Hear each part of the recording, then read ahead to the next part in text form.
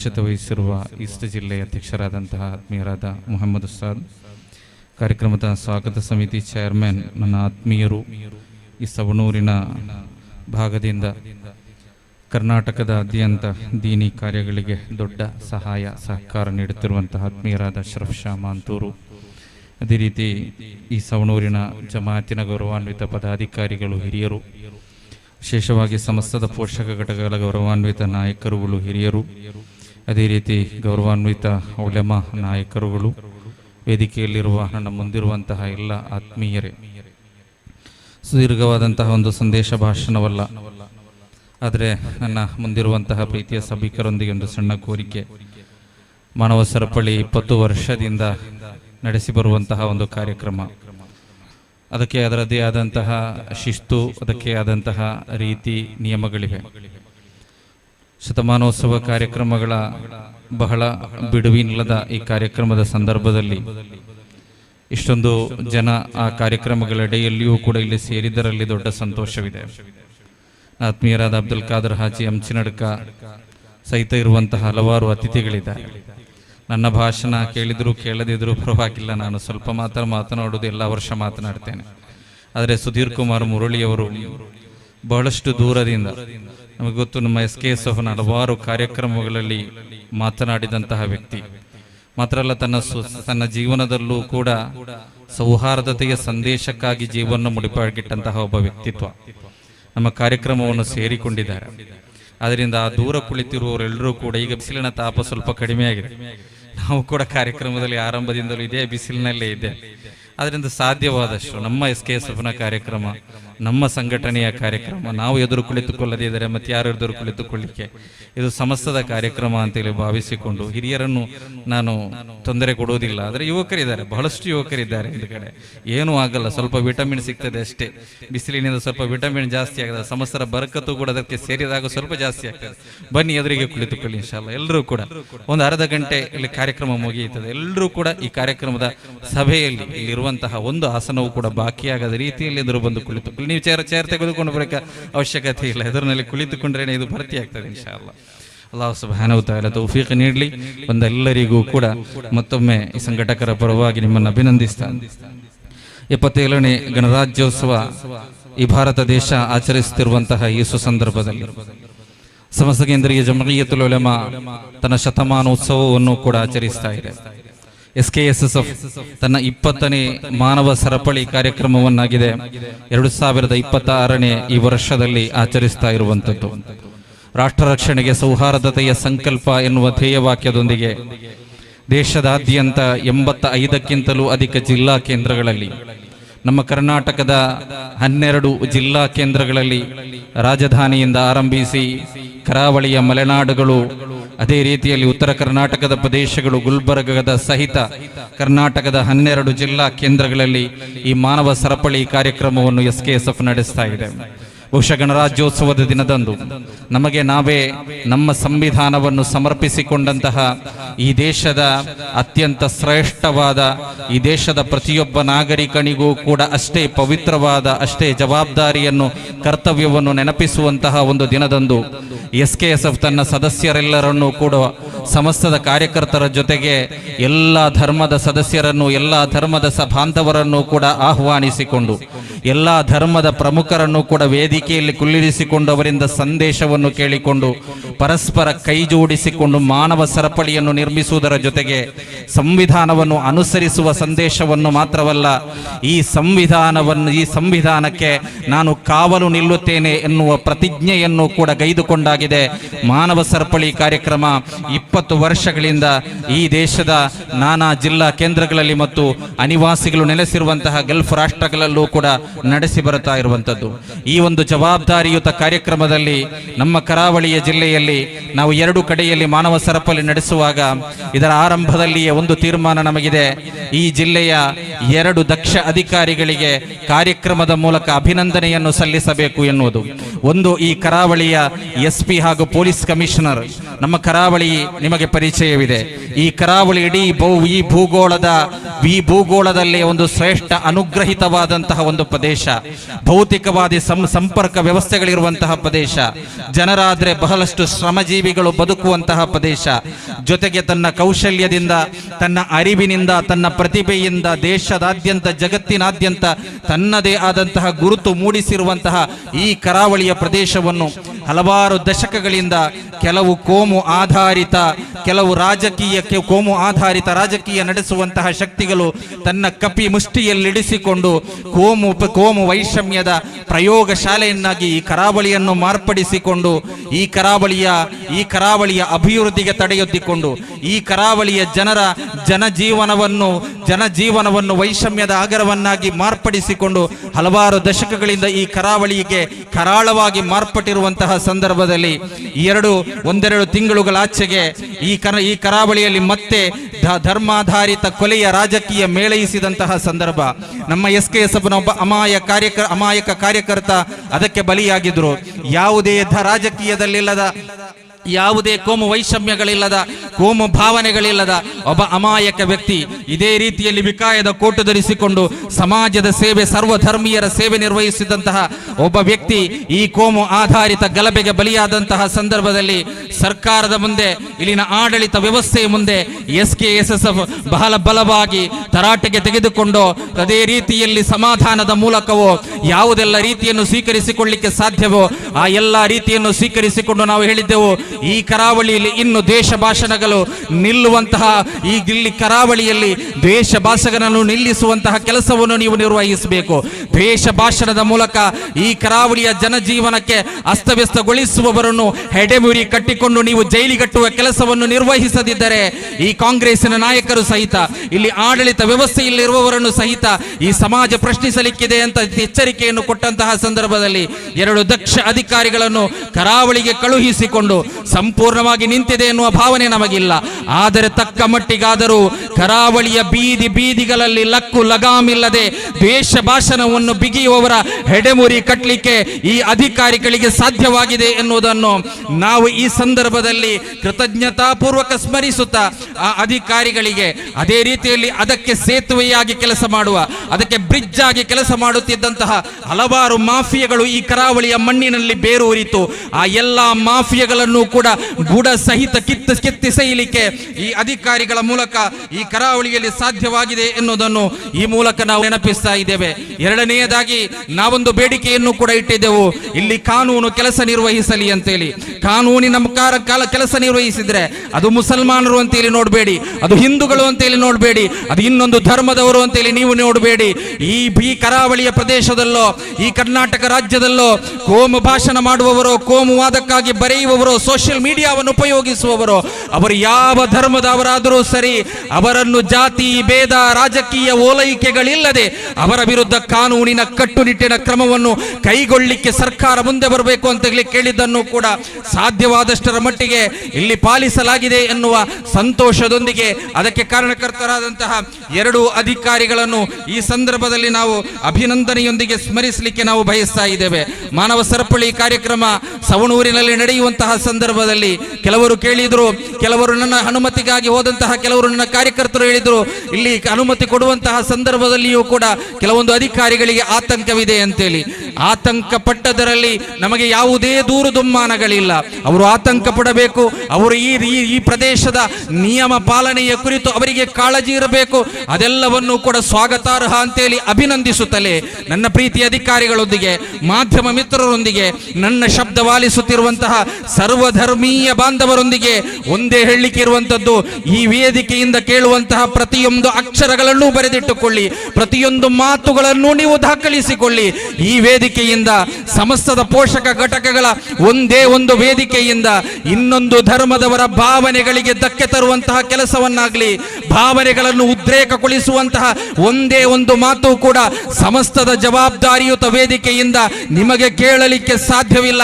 ಅದು ಈ ಶತಮಾನದವರೆಗೆ ಕೇಳಲಿಲ್ಲ, ಇನ್ನು ಮುಂದೆಯೂ ಕೂಡ ಈ ನಾಯಕತ್ವ ನಮಗಿರುವ ತನಕ ಅದು ಕೇಳಲಿಕ್ಕೆ ಸಾಧ್ಯವಿಲ್ಲ ಎನ್ನುವಂತಹ ಮಾತನ್ನು ಹೇಳ್ತಾ, SKSF ಎನ್ನುವಂತಹ ಈ ಸಂಘಟನೆ ಸಮಸ್ತ 100ನೇ ವಾರ್ಷಿಕೋತ್ಸವವನ್ನು ಆಚರಿಸುವಂತಹ ಸಂದರ್ಭದಲ್ಲಿ ಈ ವರ್ಷದ ಮಾನವ ಸರಪಳಿಯಲ್ಲಿ ವಿಷಯ ಮಂಡಿಸಬೇಕಾದದ್ದು ಕೂಡ ಈ ಶತಮಾನದಲ್ಲಿ ಈ ದೇಶದ ಸಂವಿಧಾನಕ್ಕೆ ಸಮಸ್ತ ಕಾವಲು ನಿಂತದ್ದರ ಇತಿಹಾಸವನ್ನು ಅವಲೋಕಿಸುವಂತಹ ಕೆಲಸವನ್ನಾಗಿದೆ. ನೀವು ನೆನಪಿಟ್ಟುಕೊಳ್ಳಿ, SKSF ಎನ್ನುವಂತಹ ಸಂಘಟನೆ ಒಂದು ಸಂಘಟನೆ ತನ್ನ ಸಂಘಟನೆಯ ಸದಸ್ಯತ್ವಕ್ಕೆ ಕೋಮು ಸೌಹಾರ್ದತೆಯನ್ನು ಮಾನದಂಡವಾಗಿ ಸ್ವೀಕರಿಸಿಕೊಂಡಂತಹ ಒಂದು ಸಂಘಟನೆಯನ್ನು ನಿಮಗೆ ತೋರಿಸಲಿಕ್ಕೆ ಸಾಧ್ಯವಾಗಿದ್ದರೆ ಅದು ಸಮಸ್ತದ ವಿದ್ಯಾರ್ಥಿ ಸಂಘಟನೆಯಾದಂತಹ SKSF ಸಂಘಟನೆಯಾಗಿದೆ. ನನ್ನ ಪ್ರೀತಿಯ ಸಹೋದರರೇ, ಸದಸ್ಯತ್ವ ಬರುತ್ತದೆ, 2 ವರ್ಷಕ್ಕೊಮ್ಮೆ ಸದಸ್ಯತ್ವ ಬರುತ್ತದೆ. ಆ ಸಂದರ್ಭದಲ್ಲಿ ಇದರ ಆಯಾ ಕಟ್ಟಿನ ನಾಯಕತ್ವವನ್ನು ಸೇರಿಸಿಕೊಂಡು ನಾವು ಹೇಳುವಂತಹ ಒಂದು ಮಾತಿದೆ ನೋಡಿ, ದಕ್ಷಿಣ ಕನ್ನಡ ಜಿಲ್ಲೆಯಲ್ಲಿ 300ಕ್ಕಿಂತಲೂ ಅಧಿಕ ಶಾಖೆಗಳು ನಮಗಿವೆ. ಇನ್ನು ಜಾತ್ಯತೀತತೆಯ ತತ್ವದೊಂದಿಗೆ ರಾಜಿ ಮಾಡಿಕೊಂಡು ನಮಗೊಂದು 300 ಶಾಖೆಗಳು ಜಾಸ್ತಿ ಆಗ್ತದೆ ಅಂತ ಇಟ್ಟುಕೊಳ್ಳೋಣ, ಅದು ನಮಗೆ ಬೇಡ. ಈ ಜಾತ್ಯತೀತೆಯ ತತ್ವದೊಂದಿಗೆ ರಾಜಿ ಮಾಡಿಕೊಳ್ಳದ ಕಾರಣಕ್ಕಾಗಿ ನಮ್ಮಿಂದ ಒಂದು 100, 200, 300 ಶಾಖೆಗಳು ಕೂಡ ನಷ್ಟ ಹೊಂದುವುದಿದ್ದರೂ ನಮಗೆ ಪರವಾಗಿಲ್ಲ. ನಾವು ಶಾಖೆಗಳ ಲೆಕ್ಕವನ್ನು ಹೇಳಲಿಕ್ಕಿರುವವರಲ್ಲ, ನಾವು ಸದಸ್ಯತ್ವದ ಲೆಕ್ಕವನ್ನು ಹೇಳಲಿಕ್ಕಿರುವವರಲ್ಲ. ನಮಗೆ ರಾಜಕೀಯ ಮಾಡಬೇಕಾದ ಅವಶ್ಯಕತೆ ಇಲ್ಲಿಲ್ಲ.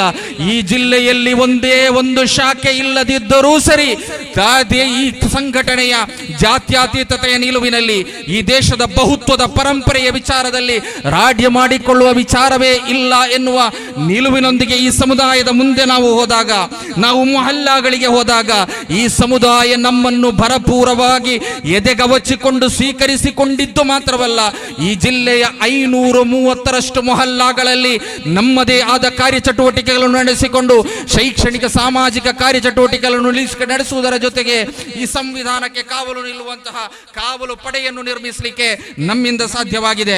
ಸಮಸ್ತ ಕೇಂದ್ರೀಯ ಜಮ್ಇಯ್ಯತುಲ್ ಉಲಮಾ ಸ್ವಾತಂತ್ರ್ಯ ಪೂರ್ವದಲ್ಲಿ ಸ್ಥಾಪಿಸಲ್ಪಟ್ಟಂತಹ ಈ ಸಂಘಟನೆಯ ಆರಂಭಿಕ ಉಲಮಾ ನಾಯಕರು ಈ ದೇಶದ ಸ್ವಾತಂತ್ರ್ಯದ ಹೋರಾಟಕ್ಕಾಗಿ ಕೊಡುಗೆ ಕೊಟ್ಟವರು. ಪಾಂಗಿಲ್ ಅಹಮದ್ ಕುಟಿ ಮುಸ್ಲಿಯಾರ್ ಈ ದೇಶದ ಸ್ವಾತಂತ್ರ್ಯಕ್ಕೆ ಬೇಕಾಗಿ ಧ್ವನಿ ಎತ್ತಿದಂತಹ ಮಹಾನ್ ವರಿಯರು. ಇವತ್ತು ಸಮಸ್ತದ ಅಧ್ಯಕ್ಷರಾದಂತಹ ಸಯ್ಯದುಲ್ ಉಲಮಾ ಸಯ್ಯದ್ ಮುಹಮ್ಮದ್ ಜಿಫ್ರಿ ಮುತ್ತುಕೋಯ ತಂಗಳ್ರವರ ಹಿರಿ ತಲೆಮಾರು, ಈ ದೇಶದ ಸ್ವಾತಂತ್ರ್ಯಕ್ಕಾಗಿ ಹೋರಾಡಿದಂತಹ ಹಿರಿಮೆ ಇರುವವರು.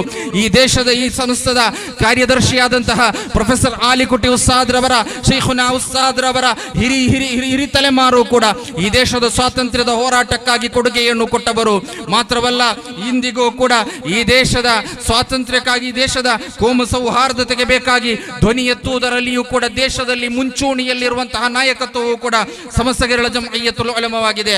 ಈ ದೇಶ ಈ 100 ವರ್ಷಗಳೆಡೆಯಲ್ಲಿ ಹಲವಾರು ಸ್ಥಿತ್ಯಂತರಗಳನ್ನು ಕಂಡಿದೆ, ಹಲವಾರು ಘಟನೆಗಳು ಈ ದೇಶದಲ್ಲಿ ಸಂಭವಿಸಿದೆ.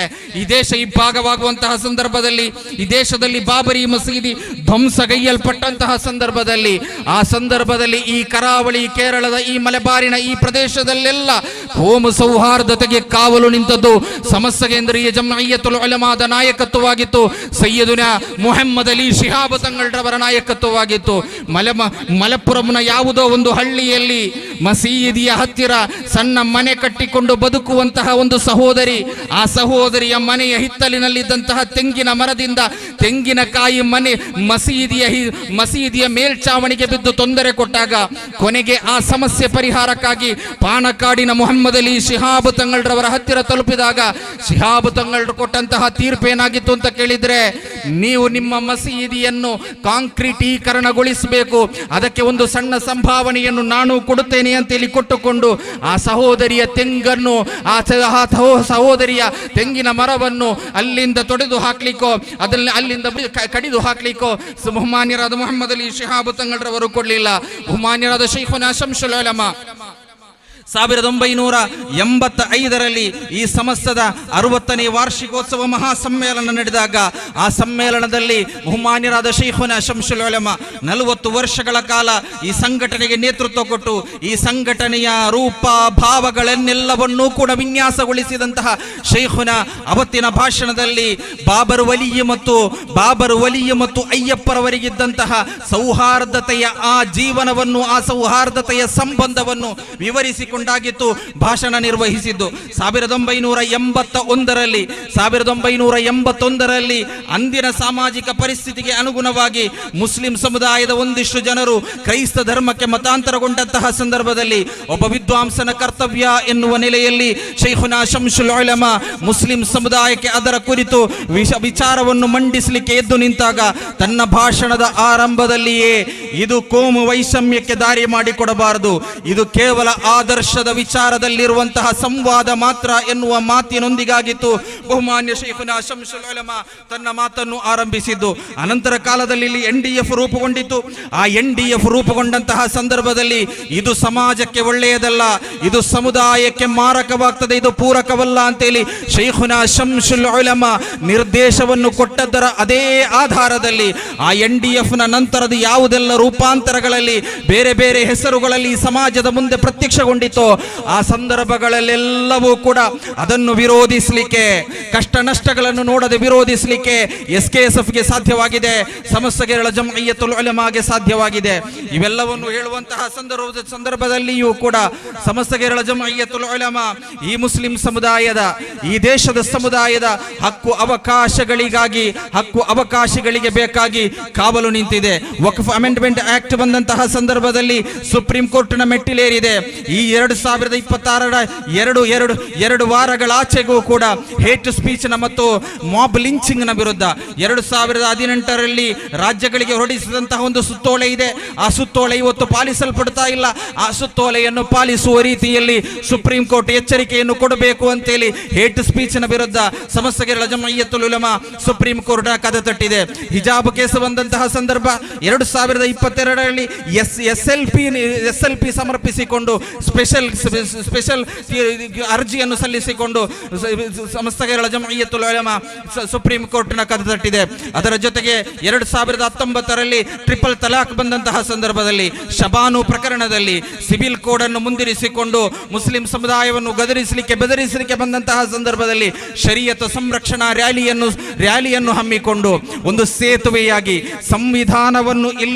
ಸಂವಿಧಾನವನ್ನು ಸಂರಕ್ಷಿಸಿಕೊಂಡು ಸಂವಿಧಾನದ ಯಾವುದೇ ಭಾವನೆಗಳಿಗೋ ಸಂವಿಧಾನದ ಅರ್ಥ ಕಲ್ಪನೆಗಳಿಗೋ ಧಕ್ಕೆ ಬರದ ರೀತಿಯಲ್ಲಿಯೇ ಹಕ್ಕು ಅವಕಾಶಗಳನ್ನು ಯಾವ ರೀತಿಯಲ್ಲಿ ಸಂರಕ್ಷಿಸಬಹುದು ಎನ್ನುವುದರ ದೊಡ್ಡ ಉದಾತ್ತ ಸೇತುವೆಯಾಗಿ ಸಮಸ್ತ ಕೇರಳ ಜಮ್ಇಯ್ಯತುಲ್ ಉಲಮಾ ಇಲ್ಲಿ ಕಾರ್ಯಾಚರಿಸಿದೆ. ವೈವಿಧ್ಯತೆ ಈ ದೇಶದ ಅತಿ ದೊಡ್ಡ ಶ್ರೇಷ್ಠತೆಯಾಗಿದೆ. ಈ ದೇಶ ಹಲವಾರು ಭಾಷೆಗಳಿಂದ, ಹಲವಾರು ಸಂಸ್ಕೃತಿಗಳಿಂದ 4,000 ಜಾತಿಗಳು, ಅದಕ್ಕಿಂತಲೂ ಅಧಿಕ ಜಾತಿಗಳು ಈ ದೇಶದಲ್ಲಿದೆ. ಆ ಜಾತಿಗಳನ್ನೆಲ್ಲವನ್ನೂ ಕೂಡ ಪ್ರತಿನಿಧೀಕರಿಸುವ ರೂಪದಲ್ಲಾಗಿದೆ ಈ ದೇಶದ ಸಂವಿಧಾನ. ಪಾಶ್ಚಿಮಾತ್ಯ ರಾಷ್ಟ್ರಗಳಲ್ಲಿರುವಂತಹ ಸಂವಿಧಾನದ ರೂಪದಲ್ಲ ಈ ದೇಶದಲ್ಲಿರುವಂತಹ ಸಂವಿಧಾನ ಇರುವಂತದ್ದು. ಪಾಶ್ಚಿಮಾತ್ಯ ರಾಷ್ಟ್ರಗಳ ಸಂವಿಧಾನಗಳು, ಡೆಮೋಕ್ರಸಿಗಳು, ಅದು ಧರ್ಮ ನಿರಪೇಕ್ಷೆಯನ್ನು ಪ್ರೋತ್ಸಾಹಿಸುವಂತದ್ದು. ಆದರೆ ಈ ದೇಶದ ಸಂವಿಧಾನ ಧರ್ಮವನ್ನು ಪ್ರೋತ್ಸಾಹಿಸುವುದರ ಜೊತೆಗೆ ಟು ಪ್ರಾಕ್ಟೀಸ್, ಟು ಪ್ರಾಪಗೇಟ್, ನೀವು ಅದನ್ನು ಪ್ರಾಕ್ಟೀಸ್ ಮಾಡುವ ಅವಕಾಶ ನಿಮಗಿದೆ. ಅದರ ಜೊತೆಗೆ ಅದನ್ನು ಪ್ರಚುರಪಡಿಸುವಂತಹ ಅವಕಾಶವೂ ಕೂಡ ಮೂಲಭೂತ ಅವಕಾಶವಾಗಿ, ಧಾರ್ಮಿಕ ಹಕ್ಕಾಗಿ ಈ ದೇಶದ ಪ್ರತಿಯೊಬ್ಬ ಪ್ರಜೆಗೂ ಕೂಡ ಈ ಸಂವಿಧಾನ ನೀಡಿದೆ. ಈ ಸಂದರ್ಭದಲ್ಲಿಯೂ ಕೂಡ ಹೇಟ್ ಸ್ಪೀಚ್ಗಳು, ದ್ವೇಷ ಭಾಷಣಗಳು 2025ರಲ್ಲಿ ಎಷ್ಟೊಂದು ಏರಿಕೆ ಕಂಡಿದೆ ಅಂತೇಳಿ ನೀವು ಭಾವಿಸಿದ್ದೀರಾ? 1318 ಪ್ರಕರಣಗಳಾಗಿವೆ ದ್ವೇಷ ಭಾಷಣ ರೂಪದಲ್ಲಿ ದೇಶದಲ್ಲಿ ದಾಖಲಿಸಲ್ಪಟ್ಟದ್ದು. ಅದರಲ್ಲಿ 98% ಕೂಡ ಒಂದು ನಿಶ್ಚಿತವಾದ ಮುಸ್ಲಿಂ ಸಮುದಾಯದ ವಿರುದ್ಧವಾಗಿತ್ತು ಎನ್ನುವುದನ್ನು ಈ ಸಂದರ್ಭದಲ್ಲಿ ನೆನಪಿಸ್ತಾ ಇದ್ದೇನೆ. ಅದರಲ್ಲಿ ಹಲಾಲ್ ಜಿಹಾದ್ ಕೇಳಿದ್ದೇವೆ ನಾವು, ತಬುಕ್ ಜಿಹಾದ್ ನಾವು ಕೇಳಿದ್ದೇವೆ, ಅದೇ ರೀತಿಯಲ್ಲಿ ಲವ್ ಜಿಹಾದ್ಗಳನ್ನು ನಾವು ಕೇಳಿದ್ದೇವೆ. ಒಂದಂತೂ ನೆನಪಿಡಿ, ಬಹುಮಾನ್ಯ ಶೈಖುನಾ ಉಸ್ಮಾನ್ ಫೈಜ್ ಉಸ್ತಾದ್ ರವರು ಹೇಳಿದಂತೆ ಕರುಣೆಯನ್ನು ಕಲಿಸಿದಂತಹ ವಿಶುದ್ಧವಾದ ಇಸ್ಲಾಂ ಧರ್ಮಕ್ಕೆ ಇದರ ಯಾವುದರೊಂದಿಗೂ ಕೂಡ ಸಾಸಿವೆ ಕಾಳಿನಲ್ಲೂ ಕೂಡ ಅದರೊಂದಿಗೆ ಸಂಪರ್ಕವಿಲ್ಲ. ಈ ದ್ವೇಷ ಭಾಷಣಗಳಲ್ಲಿ ಕಳೆದ ವರ್ಷ 1318 ದೇಶ ಭಾಷಣಗಳು ದಾಖಲಿಸಲ್ಪಟ್ಟಿದ್ದಾರೆ. ಅದರಲ್ಲಿ 71 ಭಾಷಣ ಒಂದು ರಾಜ್ಯದ ಮುಖ್ಯಮಂತ್ರಿ ನಿರ್ವಹಿಸಿದ್ದು ನೀವು ನೆನಪಿಟ್ಟುಕೊಳ್ಳಿ. ಒಂದು ರಾಜ್ಯದ ಮುಖ್ಯಮಂತ್ರಿ ನಿರ್ವಹಿಸಿದ್ದು. ಆ ಮುಖ್ಯಮಂತ್ರಿಯ ವಿವಾದಾತ್ಮಕ ಹೇಳಿಕೆ ಇವತ್ತಿನ ಪತ್ರಿಕೆಯಲ್ಲಿಯೂ ಕೂಡ ಇದೆ. 308 ಭಾಷಣಗಳು ನೇರವಾಗಿ ವೈಲೆನ್ಸ್ಗೆ, ನೇರವಾಗಿ ಹಿಂಸಾತ್ಮಕ ಕೃತ್ಯಕ್ಕೆ ಆಹ್ವಾನ ಮಾಡುವಂತಹ ಭಾಷಣಗಳಾಗಿತ್ತು. 136 ಭಾಷಣಗಳು ಆಯುಧವನ್ನು ಕೈ ಕೈಗೆತ್ತಿಕೊಳ್ಳಿಕ್ಕೆ ಆಹ್ವಾನ ಕೊಡುವಂತಹ ಭಾಷಣಗಳಾಗಿತ್ತು. 120 ಭಾಷಣಗಳು ಆರ್ಥಿಕ ಸಾಮಾಜಿಕ ಬಹಿಷ್ಕಾರದ ಭಾಷಣಗಳಾಗಿತ್ತು. 276 ಭಾಷಣಗಳು ಮುಸ್ಲಿಂ ಸಮುದಾಯ ಮತ್ತು ಅಲ್ಪಸಂಖ್ಯಾತ ಸಮುದಾಯಗಳ ಆರಾಧನಾಲಯಗಳನ್ನು ಒಡೆದುರುಳಿಸಲಿಕ್ಕೆ ಕೊಟ್ಟುವಂತಹ ಆಹ್ವಾನದ ಭಾಷಣಗಳಾಗಿತ್ತು. 141 ಭಾಷಣಗಳು ಅವ್ಯಾಚ್ಯ ಶಬ್ದದಿಂದ ನಿಂದನೆ ನಡೆಸುವಂತಹ ಭಾಷಣಗಳಾಗಿತ್ತು. ಈ ಭಾಷಣಗಳನ್ನು ಯಾಕೆ ನಿರ್ವಹಿಸ್ತಾರೆ? ಇಲ್ಲಾಗಿದೆ ನಾಗರಿಕರು ಚಿಂತಿಸಿಕೊಳ್ಬೇಕಾದದ್ದು. ಈ ಭಾಷಣಗಳನ್ನು ಧರ್ಮಕ್ಕೆ ಬೇಕಾಗಿ ನಿರ್ವಹಿಸಲ್ಪಡುವಂತಹ ಭಾಷಣಗಳು ಇದಲ್ಲ. ಇದು ಹಿಂದೂ ಧರ್ಮಕ್ಕೆ ಬೇಕಾಗಿ ನಿರ್ವಹಿಸಲ್ಪಡುವುದಲ್ಲ, ಮುಸಲ್ಮಾನರು ನಿರ್ವಹಿಸಿದ ಮುಸ್ಲಿಂ ಧರ್ಮಕ್ಕೆ ಬೇಕಾಗಿಯೂ ಅಲ್ಲ. ಇದು ಕೇವಲ ರಾಜಕೀಯ ಲಾಭಗಳಿಗೆ ಮಾತ್ರ, ರಾಜಕೀಯ ಲಾಭಗಳಿಗೆ ಬೇಕಾಗಿ ಅಧಿಕಾರವನ್ನು ಹಿಡಿದುಕೊಂಡು ತನ್ನ ಸುತ್ತಲಿರುವಂತಹ ಕಾರ್ಪೊರೇಟ್ ಕುಳಗಳಿಗೆ ದಾರಿ ಮಾಡಿಕೊಡ್ಲಿಕ್ಕೆ ಬೇಕಾಗಿ ಮಾತ್ರವಾಗಿದೆ ಈ ಭಾಷಣಗಳೆಲ್ಲವೂ ಕೂಡ ನಿರ್ವಹಿಸಲ್ಪಡುವಂಥದ್ದು. ಈ ದೇಶದಲ್ಲಿ ಕಾರ್ಪೊರೇಟ್ನ ಅತ್ಯುನ್ನತ ಕಾರ್ಪೊರೇಟ್ ನಾಯಕರುಗಳಿಗೆ, ಕಾರ್ಪೊರೇಟ್ ವ್ಯಕ್ತಿಗಳಿಗೆ ಸೆಮೆನ್ಸ್ ಹೊರಡಿಸಲಿಕ್ಕೆ ಶಾಯಿಯ ಕಮ್ಮಿ ಇದೆ ಎನ್ನುವ ಸಬೂಬು ಹೇಳಲ್ಪಡುವಾಗ ನ್ಯಾಯಕ್ಕಾಗಿ ಬೆರಳೆತ್ತಿದ್ದಕ್ಕೆ ಬೇಕಾಗಿ ವರ್ಷಾನುಗಟ್ಟಲೆ ಜೈಲಿನಲ್ಲಿ ಕೊಳೆಯುವಂತಹ ಪರಿಸ್ಥಿತಿಯೂ ಕೂಡ ಈ ದೇಶದಲ್ಲಿ ನಿರ್ಮಾಣವಾಗುವಾಗ ಇದ್ಯಾವುದೂ ಕೂಡ ಧರ್ಮದ ಹೆಸರಿನಲ್ಲ, ಇದ್ಯಾವುದೂ ಕೂಡ ಯಾವ ಧರ್ಮದ ಸಂರಕ್ಷಣೆಗೂ ಬೇಕಾಗಿ ಅಲ್ಲ. ಧರ್ಮವನ್ನು ಕಲಿಯಬೇಕಾದ್ರೆ ನೀವು ರಾಜಕೀಯ ಶಾಖೆಗಳಿಂದ ಕಲಿಯಬೇಡಿ, ರಾಜಕೀಯಕ್ಕೆ ಬೇಕಾಗಿ ಧರ್ಮವನ್ನು ಉಪಯೋಗಿಸುವವರಿಂದ ಕಲಿಯಬೇಡಿ. ಧರ್ಮವನ್ನು ಕಲಿಯಬೇಕಾದದ್ದು ವಸುದೈವ ಕುಟುಂಬಕಂ, ಮಾನಿಷಾದ ಒಂದು ಇರುವೆಯನ್ನು ಕೂಡ ನೋಯಿಸಬೇಡ ಅಂತ ಹೇಳಿದ ಹಿಂದೂ ಧರ್ಮದ ಆ ಪರಂಪರೆಯಿಂದ ಕಲಿತುಕೊಳ್ಳಿ. ಅರ್ ರಹಮಾನ್ ಅರ್ ರಹೀಂ, ವಿಶುದ್ಧ ಕುರ್ಆನಿನ ಪ್ರತಿಯೊಂದು ಅಧ್ಯಾಯ ಪ್ರಾರಂಭಿಸುವಾಗಲೂ ಕರುಣಾಮಯ್ಯಾದ ಅಲ್ಲಾಹನ ನಾಮದಿಂದ ಪ್ರಾರಂಭಿಸ್ತೇನೆ ಅಂತೇಳಿ ಕಲಿಸಿದ. ಈ ಇಸ್ಲಾಂ ಧರ್ಮದ ಸೂಫಿ ಪಂಥದಿಂದ, ಅದೇ ರೀತಿಯಲ್ಲಿ ಅಹ್ಲು ಸುನ್ನತಿ ವಲ್ ಜಮಾಅತಿನ ಪಂಥದಿಂದ ನೀವು ಇಸ್ಲಾಮನ್ನು ಕಲಿತುಕೊಳ್ಳಿ. ಈ ರೀತಿಯಲ್ಲಿ ಇಸ್ಲಾಮನ್ನು ಕಲಿತುಕೊಂಡ್ರೆ, ಈ ರೀತಿಯಲ್ಲಿ ಧರ್ಮವನ್ನು ಕಲಿತುಕೊಂಡ್ರೆ ಇಲ್ಲಿ ದ್ವೇಷಗಳಿರಲ್ಲ, ಇಲ್ಲಿ ಧರ್ಮದ ಹೆಸರಿನಲ್ಲಿ ಹೊಡೆದಾಟಗಳಿರಲ್ಲ. ಸ್ವಚ್ಛವಾದಂತಹ ಕೋಮು ಸೌಹಾರ್ದತೆಯಿಂದ ಕೂಡಿರುವಂತಹ ಒಂದು ಉತ್ತಮವಾದ ದೇಶವನ್ನು ನಿರ್ಮಿಸಲಿಕ್ಕೆ ನಮ್ಮಿಂದ ಸಾಧ್ಯವಿದೆ. ಆ ಸಂದೇಶವನ್ನು ಹೇಳಲಿಕ್ಕೆ ಮಾತ್ರವಾಗಿದೆ ಮಾನವ ಸರಪಳಿ ಕಾರ್ಯಕ್ರಮವನ್ನು SKS ಹಮ್ಮಿಕೊಳ್ತಾ ಇರುವಂಥದ್ದು. 100ನೇ ವಾರ್ಷಿಕದ ಈ ಸಂದರ್ಭದಲ್ಲಿ ಈ 100 ವರ್ಷಗಳ ಈ ಇತಿಹಾಸದುದ್ದಕ್ಕೂ ಕೂಡ ಸಮಸ್ತ ಕೇರಳ ಜಮಯಿಯತುಲ್ ಉಲಮಾ ಒಂದೇ ಒಂದು ಪೋಷಕ ಸಂಘಟನೆ ಕೂಡ ಈ ದೇಶದ ಸಂವಿಧಾನದ ವಿರುದ್ಧವಾಗಿ ಒಂದು ಸಣ್ಣ ಮಾತನ್ನು ಕೂಡ ಆಡಲಿಲ್ಲ. ಎಲ್ಲವನ್ನೂ ಕೂಡ ಸಂರಕ್ಷಿಸಿಕೊಂಡು ಸಮಾಧಾನದಿಂದ, ಸಂಯಮದಿಂದ, ಕೈಯಲ್ಲಿ ಪೆನ್ ಹಿಡಿಯುವ, ಕೈಯಲ್ಲಿ ಲ್ಯಾಪ್ಟಾಪ್ ಹಿಡಿಯುವ, ಶಿಕ್ಷಣದ ಹಿಂದೆ ಸಾಗುವ, ಶಿಕ್ಷಣದ ಮೂಲಕ ಅವಕಾಶಗಳನ್ನು ಪಡೆದುಕೊಳ್ಳುವಂತಹ ಒಂದು ದೊಡ್ಡ ಸಮುದಾಯವನ್ನು ಇಲ್ಲಿ ಕೇರಳ ಜಮಯಿಯತುಲ್ ಉಲಮಾ ನಿರ್ಮಿಸಿದೆ. ಅದನ್ನು ಸಂರಕ್ಷಿಸಿಕೊಂಡು ಮುಂದಿನ ತಲೆಮಾರಿಗೂ ಕೂಡ ತಲುಪಿಸುವಂತಹ ಕೆಲಸವನ್ನು ನಿರ್ವಹಿಸೋಣ ಎನ್ನುವ ಮಾತಿನೊಂದಿಗೆ ಈ ಮಾನವ ಸರಪಳಿ ಕಾರ್ಯಕ್ರಮದ ಸಂದೇಶ ಭಾಷಣವನ್ನು ನಿರ್ವಹಿಸಿದ್ದಾಗಿ ತಿಳಿಸಿ ನನ್ನ ಮಾತಿಗೆ ವಿರಾಮ. ಅಸ್ಸಲಾಮು ಅಲೈಕುಂ ವರಹಮತುಲ್ಲಾಹಿ ವಬರಕಾತುಹು.